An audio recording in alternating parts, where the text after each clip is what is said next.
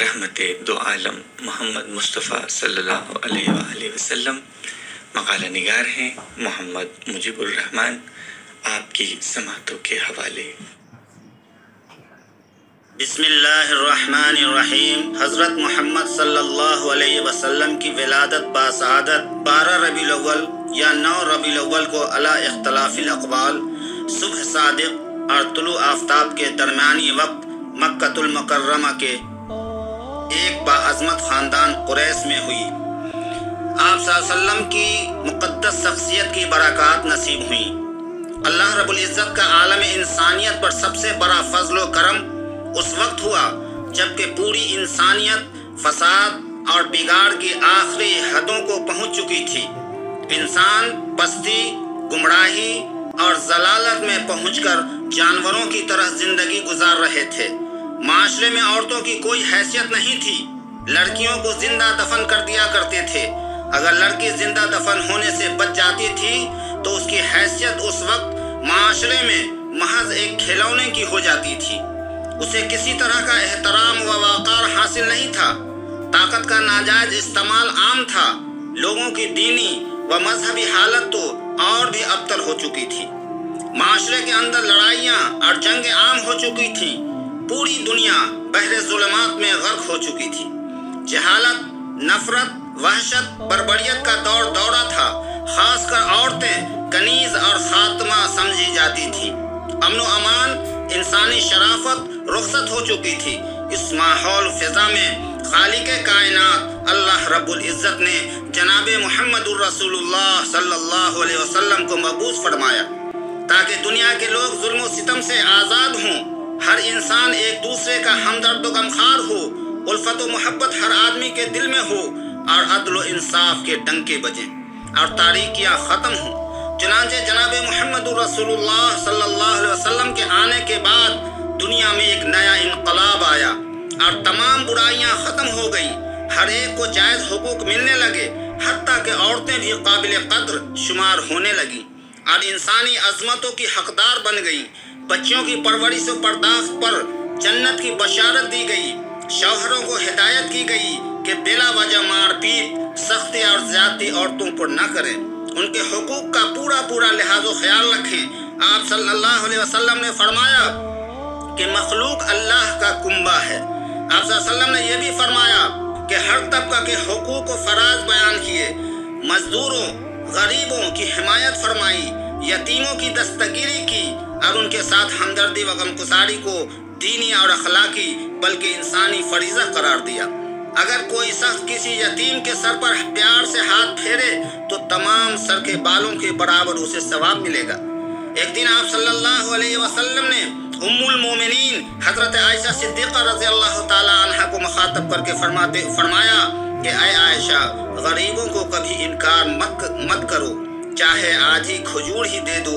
غریبوں سے محبت کرو اور ان کی قربت تلاش کرو تاکہ کل قیامت کے دن تمہیں اللہ تعالیٰ اپنے قریب کرے گا. حضور اقدس صلی اللہ علیہ وسلم نے مجبوروں کی کفالت کی، مزدوروں کی کفالت کو اخروی سعادت کی ضمانت دی، خواہ وہ کسی قوم و مذہب کا ہو. حضرت عبداللہ بن عمر رضی اللہ تعالیٰ عنہ سے روایت ہے کہ رسول اکرم صلی اللہ علیہ وسلم نے فرمایا تمہیں معلوم ہے کہ پڑوسی کا کیا حق ہے؟ ان کا حق یہ ہے کہ جب وہ تم سے مدد مانگے تو اس کی مدد کرو، قرض مانگے تو قرض دو، محتاج ہو تو اس کی مدد کرو، جب بیمار ہو تو عیادت کرو، جب اسے مصیبت پہنچے تو اس کی مدد کرو، جب مر جائے تو اس کے جنازے میں شرکت کرو، بغیر اس کی اجازت کے اپنی عمارت بلند نہ کرو تاکہ اس سے اس کی ہوا رک جائے.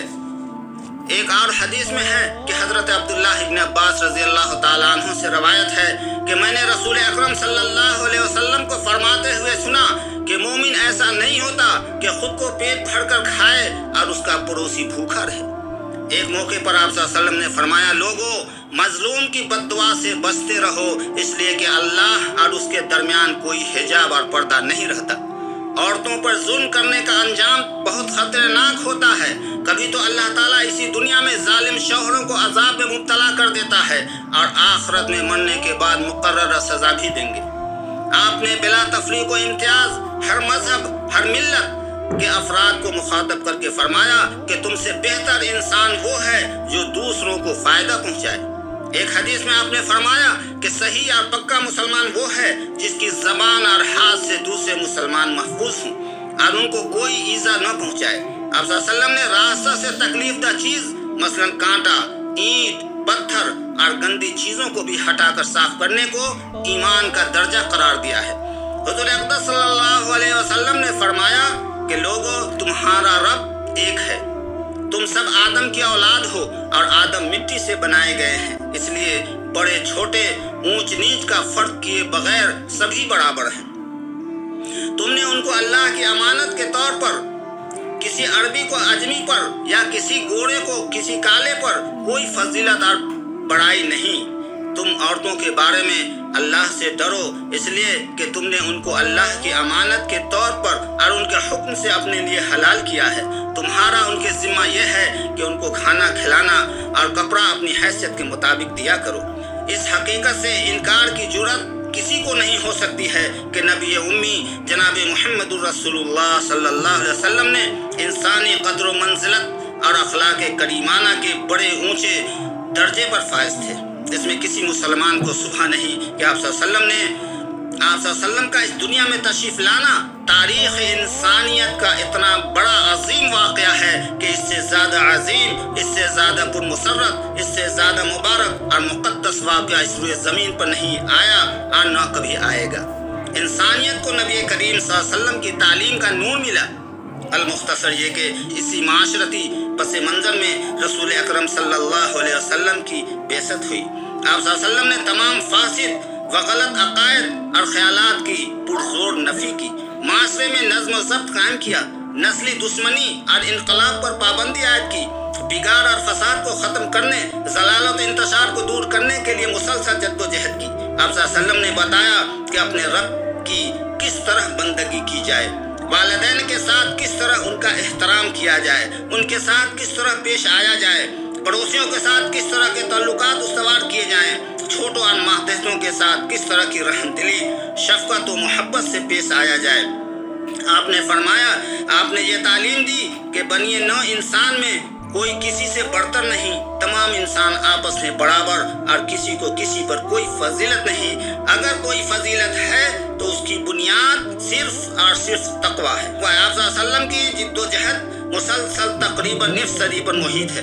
आपने एक मिसाली और इंसानी माशरत कायम फरमाया जिसका इससे कबल किसी ने तसव्वुर भी नहीं किया था। आप सल्लल्लाहु अलैहि वसल्लम की पूरी जिंदगी हम सब के लिए एक नमूना है जिस पर चलकर हम एक मुआशरा कायम कर सकते हैं जो अल्लाह ताला को मतलूब है और जिसके लिए रसूल अकरम सल्लल्लाहु अलैहि वसल्लम ताहयात मेहनत व मशक्क़त करते रहे। मक्का मुकर्रम में आप सल्लल्लाहु अलैहि वसल्लम की जाए पैदाइश और वतन असली है। वहाँ के सरकस बासिंदों ने आपको तर्क वतन करने पर मजबूर किया तो आप तर्क वतन करके मदीना मुनव्वरा तशरीफ ले गए।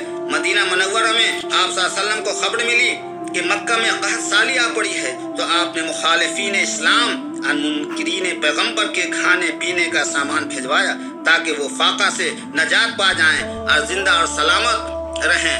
आप सल्लल्लाहु अलैहि वसल्लम ने चींटियों तक को आग से जलाकर मारने की ममानियत फरमाई। आपने तालीम दी है कि हर जानदार के साथ अच्छा बर्ताव करो।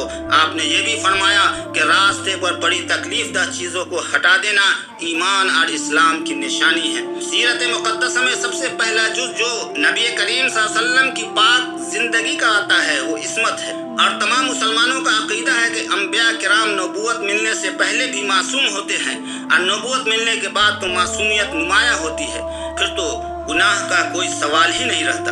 एक हदीस में है आपने फरमाया कि अंबिया पैदा तो किए जाते हैं मिट्टी से लेकिन उनकी मिट्टी में गालिब हिस्सा जन्नत की मिट्टी का होता है।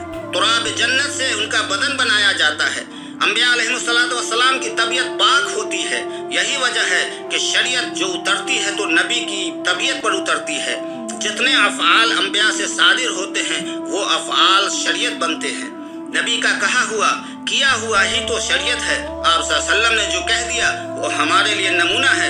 लक़द काना लकुम फ़ी रसूलिल्लाहि उस्वतुन हसना। रबीउल अव्वल का महीना हर साल इंसानियत को सीरत का पैगाम देता है। सीरत का पैगाम तारीख के हर दौर में बल्कि हर लम्हा में उम्मत मुस्लिमा की रहनुमाई करता रहा है। लेकिन आज ये पैगाम इसलिए ज़रूरी है कि हम मुसलमानों का रिश्ता जनाब मोहम्मद रसूलुल्लाह सल्लल्लाहु अलैहि वसल्लम से कमज़ोर हो चुका है। हकीकत तो यही है कि दुनिया की सारी खुशहाली और अमन व अमान का इन्हिसार हुस्न अखलाक ही पर है। अगर इंसान अपने अखलाक और फ़राइज़ पर पूरी जिम्मेदारी के साथ अमल पैरा हो तो दुनिया की कोई ताकत उसे शिकस्त नहीं दे सकती, और ऐसा इंसान जिंदगी के हर मरहला में कामयाब होगा। हर मजहब, अकीदा, तहजीब, सकाफत में इख्वत, हम आहंगी, एक जहती रवादारी की जो तालीम दी गई है उसको पेश नज़र रखकर मुल्क के अच्छे और मुहज़्ज़ब शहरी बनकर रहना चाहिए, और कोशिश ये होनी चाहिए कि हमारी ज़ात से किसी को कोई नुकसान न हो।